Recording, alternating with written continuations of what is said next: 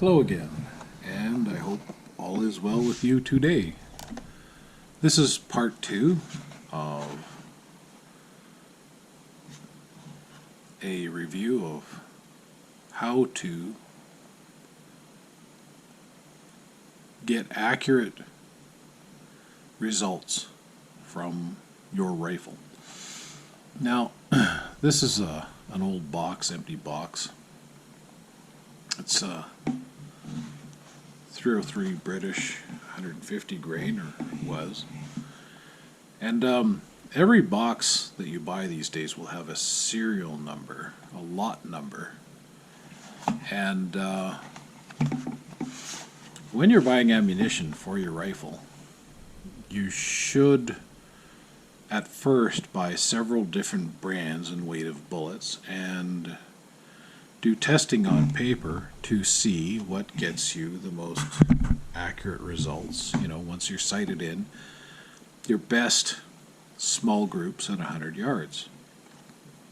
And what you do is you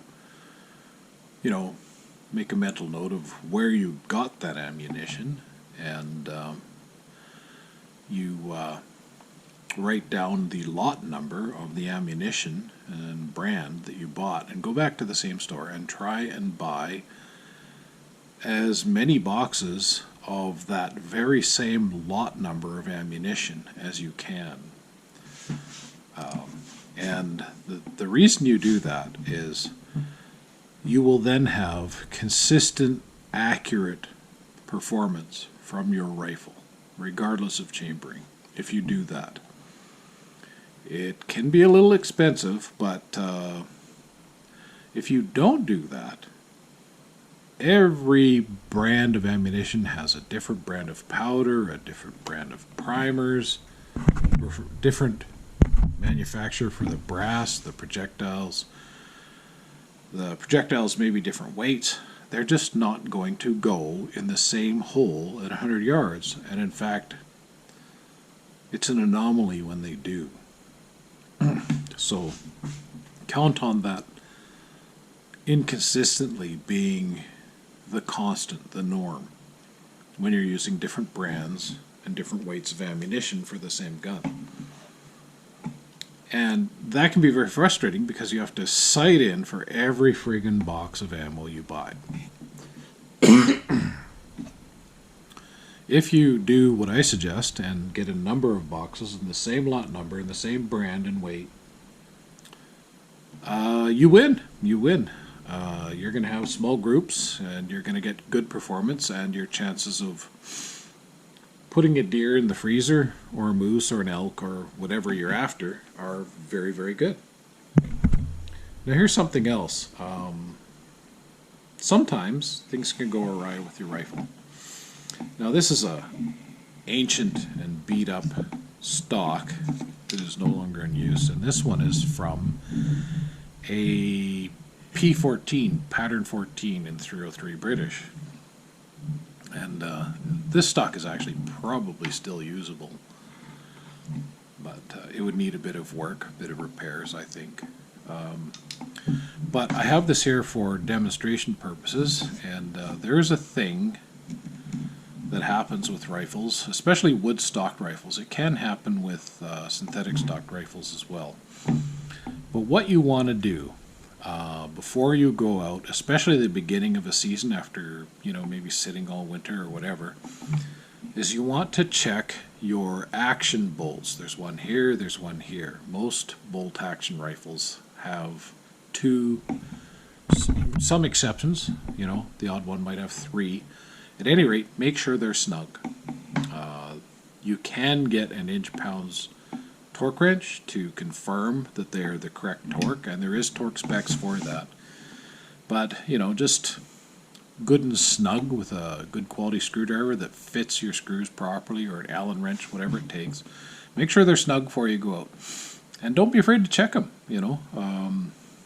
The more you check them, the more you'll know how consistent they are, the more consistent groups you have. The other thing that I see a lot of people going out into the woods with their new rifles, new shooters, is a lot of information that you are probably not privy to. that is critically important for accurate shooting, and this is length of pull. Now you can see here, there's an access here, recess in the stock. That's where your trigger actually pokes through. And there's a thing called length of pull, and that is the length of distance from your trigger finger to the inside of your elbow. And that's with your arm bent at a right angle. And most firearms are built with about a 13.5 inch length of pull, 13.5. Myself, I'm 12.5. I have short arms.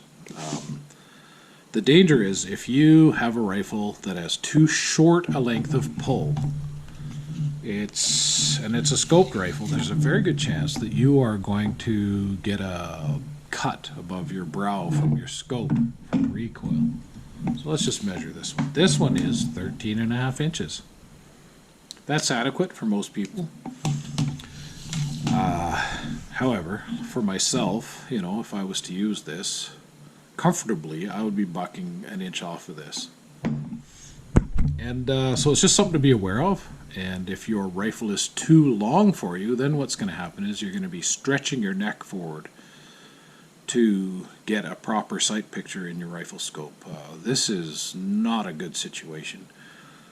It's very difficult to get accurate shot placement when that's the case. Your rifle should be fitted properly for you. So some people will buy an aftermarket buttstock cushion, you know, they slip on.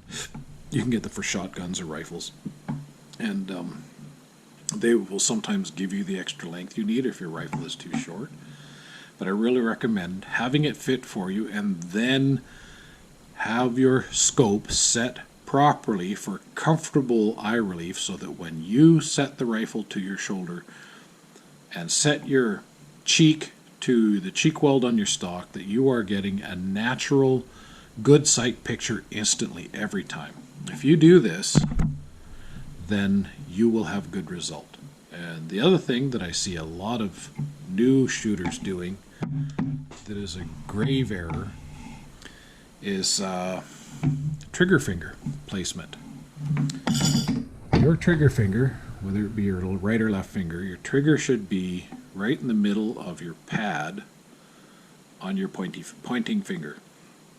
You never want to use your middle finger. There's too much pressure there, and you will actually be pulling your rifle off to the left or right, depending on which hand you're using for your trigger finger, every time you shoot.